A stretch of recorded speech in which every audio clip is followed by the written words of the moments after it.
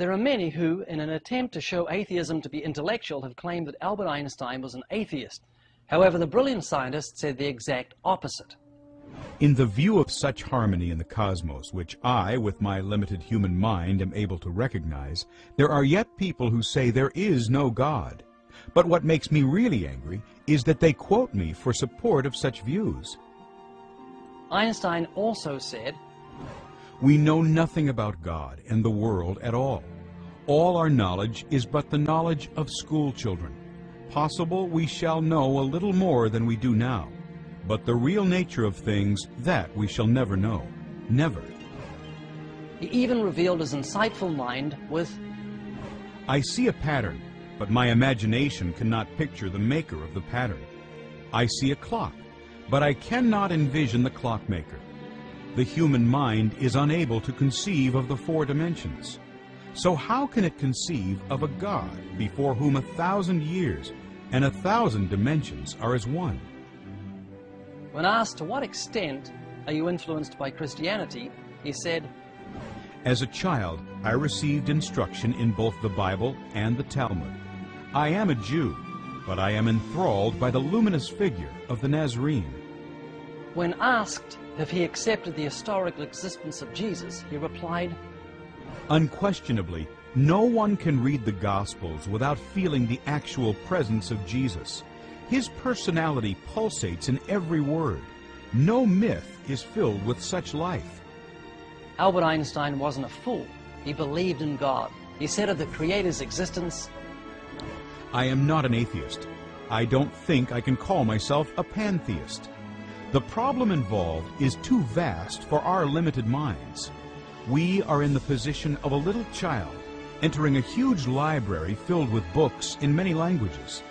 The child knows someone must have written those books. It does not know how. It does not understand the languages in which they are written. The child dimly suspects a mysterious order in the arrangement of the books, but doesn't know what it is. That, it seems to me, is the attitude of even the most intelligent human being toward God. We see the universe marvelously arranged and obeying certain laws, but only dimly understand these laws." He continued, "What separates me from most so-called atheists is a feeling of utter humility toward the unattainable secrets of the harmony of the cosmos." In fact, Einstein tended to be more critical of debunkers who seemed to lack humility or a sense of awe than of the faithful. He wrote in a letter, "The fanatical atheists are like slaves who are still feeling the weight of their chains which they have thrown off after hard struggle. They are creatures who, in their grudge against traditional religion as the opium of the masses, cannot hear the music of the spheres." In other words, because of their hatred of traditional religion, they can't see the genius of God's handiwork. It's interesting to notice that at the age of 34, a young Albert Einstein proudly boasted of something that seemed right to him. "I have firmly resolved to bite the dust when my time comes, with the minimum of medical assistance. And up to then, I will sin to my wicked heart's content." As Albert Einstein aged, he became far more philosophical. "To one bent on age, death will come as a release. I feel this quite strongly now that I have grown old myself, and have come to regard death like an old debt, at long last to be discharged. Still, instinctively, one does everything possible to postpone the final settlement. Such is the game that nature plays with us."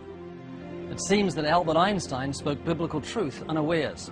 However, it isn't nature that seeks a final settlement, it's the law of God. Like a criminal who's transgressed civil law, Einstein, like the rest of humanity, was in debt to eternal justice because he had transgressed God's law. This great debt that he spoke of couldn't be satisfied with mere silver and gold. It's a debt that demands capital punishment. It calls for the death penalty for guilty transgressors and eternal damnation in hell. Its terrible decree demands the soul that sins, it shall die. But its demand that was fully satisfied by the one who cried from Calvary's cross, "It is finished." It was paid in full by the precious blood of Jesus. "For Christ also suffered once for sins, the just for the unjust, that he might bring us to God."